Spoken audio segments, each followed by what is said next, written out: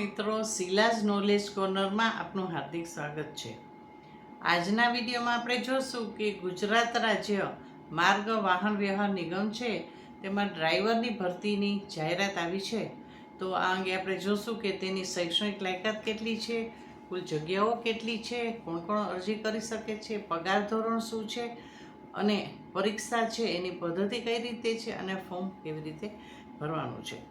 તો આપણે આજના વિડીયોમાં જોશું। તો મિત્રો, મારો આ વિડીયો છે લાઈક અને શેર પણ કરશો, જેથી વધારેમાં વધારે લોકો સુધી આ માહિતી પહોંચે અને કોઈ બાકી રહી જતા હોય ફોર્મ ભરવામાં તો એ પણ જલ્દીથી પોતાનું ફોર્મ ભરી આપે। તેમજ મિત્રો, મારી ચેનલને જો સબસ્ક્રાઈબ ના કરે તો સબસ્ક્રાઈબ કરવા પણ વિનંતી છે। તો ચાલો શરૂ કરીએ છીએ આજનો વિડીયો। તો જીએસઆરટીસી છે એના દ્વારા ડ્રાઈવર અને કંડક્ટર બંનેની જગ્યા બહાર પાડવામાં આવી છે, ભરતી બહાર પાડવામાં આવી છે। હવે એમાં કુલ જગ્યાઓ છે 8,917 જગ્યાઓ છે। એમાંથી કંડક્ટરની જગ્યાઓ છે 4,318, એનો અગાઉ વિડીયો આપણે જોયો હશે। હવે ડ્રાઈવર છે 4,599 છે, એટલે 4600 જેટલી જગ્યાઓ છે અને આ જગ્યાઓમાં હજી વધઘટ થવાની પણ શક્યતા છે।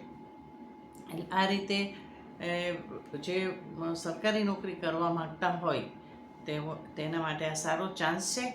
અને આમાં શૈક્ષણિક લાયકાત છે 10+2 માધ્યમિક અને ઉચ્ચ માધ્યમિકની ધોરણ 12ની પરીક્ષા પાસ કરેલી હોય તે છે। તો તેવા ઉમેદવારો છે એ જલ્દી અરજી કરી દેજો।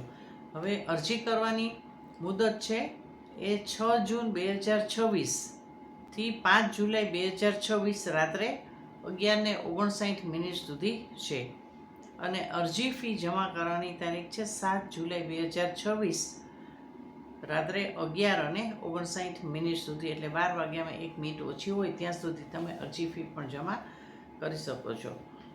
હવે આપણે જોઈએ તો શૈક્ષણિક લાયકાત જોઈએ તો ધોરણ 12 ઉચ્ચ માધ્યમિક બોર્ડ છે એની પરીક્ષામાંથી ધોરણ 12ની પરીક્ષા પાસ કરેલી હોવી જોઈએ। તેમજ કોમ્પ્યુટરનું સામાન્ય જ્ઞાન હોવું જોઈએ। ધોરણ 10 અથવા તો ધોરણ 12માં કોમ્પ્યુટર વિષયની પરીક્ષા પાસ કરેલી હશે, અથવા તો કોઈ કોમ્પ્યુટરનો ડિપ્લોમા કોર્સ કરેલો હશે તો પણ એ માન્ય ગણવામાં આવશે। હવે ઉમેદવાર પાસે આરટીઓનો હેવી લાઇસન્સ હોવું જોઈએ અને બેજ હોવો જોઈએ, હેવી લાઇસન્સ અને બેજ, બરાબર છે। હવે હેવી લાઇસન્સ છે 4 વર્ષ જૂનું હોવું જોઈએ અને 4 વર્ષનો અનુભવ છે એ પણ ધ્યાનમાં લેવાનો છે। એટલે કોઈ કંપની અથવા તો કોઈ ટ્રાન્સપોર્ટમાં તમે હેવી વાહન ચલાવેલું હોય તો એનું અનુભવનું પ્રમાણપત્ર છે 4 વર્ષનું હોવું જોઈએ। એટલે પ્રમાણપત્ર એવી રીતે આવ્યું છે કે તમને જ્યારે 4 વર્ષનું જૂનું તમારું હેવી લાઇસન્સ હોય એના પછીની તમારી 4 વર્ષનો અનુભવ હશે ધ્યાનમાં લેવામાં આવશે। આ રીતે લાયકાત છે। હવે આપણે જોઈએ તો વયમર્યાદા છે 25 વર્ષથી 35 વર્ષની મર્યાદા છે અને અનામત વર્ગને નિયમો અનુસાર છૂટછાટ છે। હવે આપણે જોઈએ તો કઈ રીતે છૂટછાટ છે, તો બિન અનામત છે એમાં પુરુષ છે એને 35 વર્ષ છે અને સ્ત્રીને 40 વર્ષ છે। પછી અનામત છે એમાં એસસી, એસટી, ઈડબ્લ્યુએસ, સામાજિક શૈક્ષણિક પછાત છે એમાં પુરુષને 40 વર્ષ અને મહિલાઓને 45 વર્ષ છે। પછી માજી સૈનિક હોય એમાં પુરુષને 45 વર્ષ અને મહિલાને 45 વર્ષ છે, બરાબર। જન્મ તારીખની ગણતરી છે એ તારીખ 5/7/1991 થી 5/7/2001 સુધીમાં જેની જન્મ તારીખ હશે, એટલે કુલ ઉંમર છે 45 વર્ષથી વધવી ના જોઈએ એ રીતે હોવા જોઈએ અને ભારતના નાગરિક હોવા જોઈએ। આ રીતે વયમર્યાદા છે અને બીજી લાયકાત છે। હવે ઊંચાઈ માટે નક્કી કરેલું છે શરીરના બાંધા પ્રમાણે કે પુરુષ છે એની ઊંચાઈ છે 162 સેન્ટીમીટર ઓછામાં ઓછી હોવી જોઈએ, બરાબર। અનુસૂચિત જાતિ માટે 160 સેન્ટીમીટર ઓછામાં ઓછી ઊંચાઈ હોવી જોઈએ। મહિલાઓ માટે 158 સેન્ટીમીટર ઓછામાં ઓછી ઊંચાઈ હોવી જોઈએ।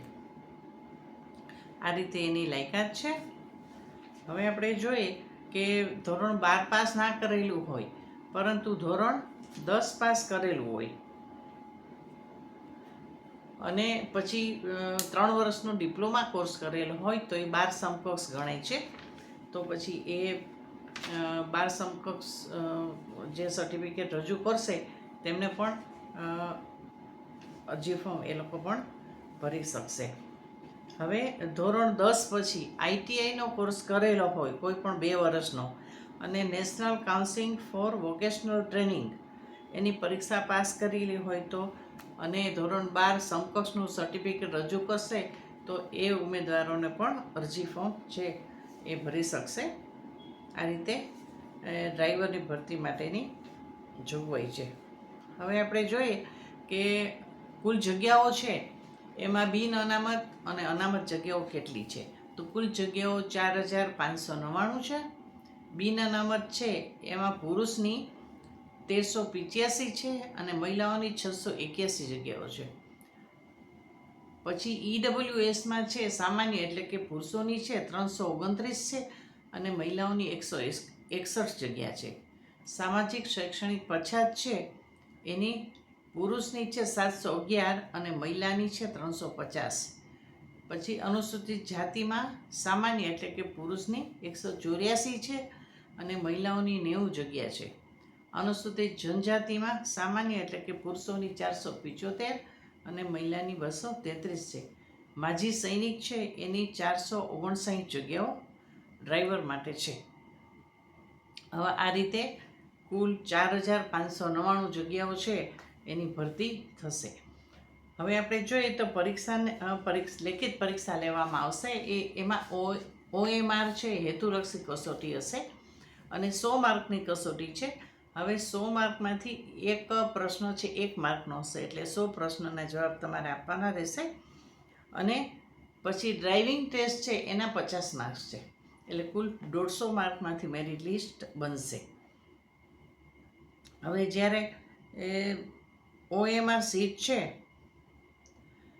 એમાંથી પરીક્ષામાં મેળવેલ માર્ક છે એમાંથી 40% વેઇટેજ છે એ પ્રમાણે ગણતરી કરવામાં આવશે અને ડ્રાઇવિંગમાં મેળવેલ માર્ક છે એમાંથી 60% વેઇટેજ એ રીતે 100% વેઇટેજ છે એ પ્રમાણે મેરિટ લિસ્ટ બનાવવામાં આવશે.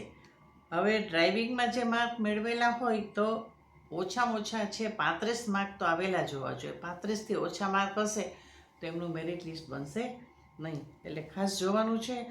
અને લેખિત પરીક્ષામાં છે 0 માર્ક હશે તો એમનું નામ મેરિટ લિસ્ટમાં આવશે નહીં. આ રીતે મેરિટ લિસ્ટ બનાવવામાં આવશે.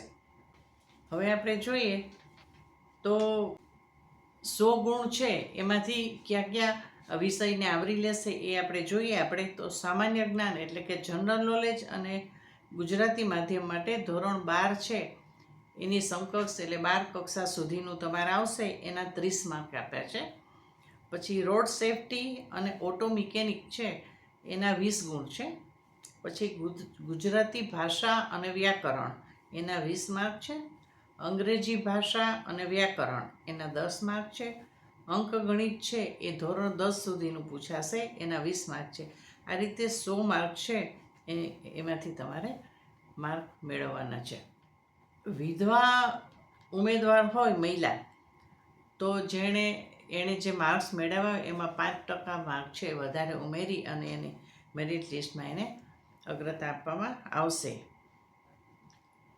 હવે ડ્રાઇવિંગ ટેસ્ટ છે એના 5% અને 5% હેતુલક્ષી કસોટી છે એના એ રીતે ઉમેરાશે.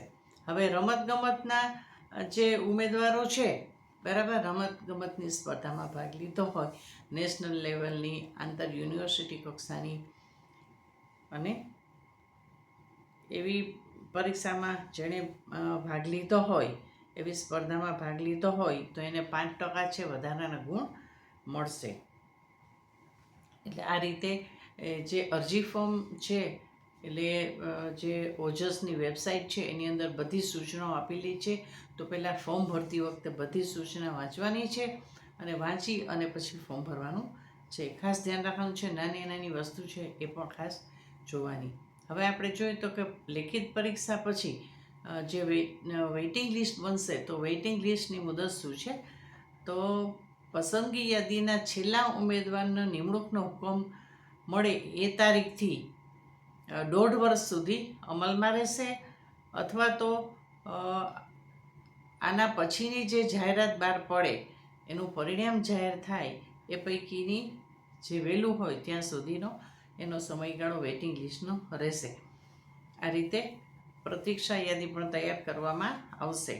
એટલે મેરિટ લિસ્ટમાં જેનું નામ ના આવે એને પણ પ્રતીક્ષા યાદી છે 1.5 વર્ષ સુધી, અથવા તો બીજી ભરતી ના થાય ત્યાં સુધી એ અમલમાં રહેશે. એટલે એમાં પણ નોકરી મળવાના ચાન્સ છે. હવે આપણે વેબસાઇટ જોઈએ તો ojas.gujarat.government.in છે એની વેબસાઇટ છે. એની ઉપર તમારે ઓનલાઈન અરજી કરવાની છે. એટલે ઓનલાઈન એપ્લિકેશન કરો એટલે તમારે એપ્લાય નાવ, બરાબર છે, એની પર ક્લિક કરવું જોઈએ. એટલે ડ્રાઈવર અને કંડક્ટર બેની જગ્યા છે. એમાં ડ્રાઈવરનું કરવાનું હોય તો ડ્રાઈવરમાં તમારે ક્લિક કરવાનું છે. એટલે એપ્લિકેશન ફોર્મેટ ખુલશે અને પછી ફોર્મ આખું ભરાઈ જાય પછી તમારે સબમિટ કરવાનું છે.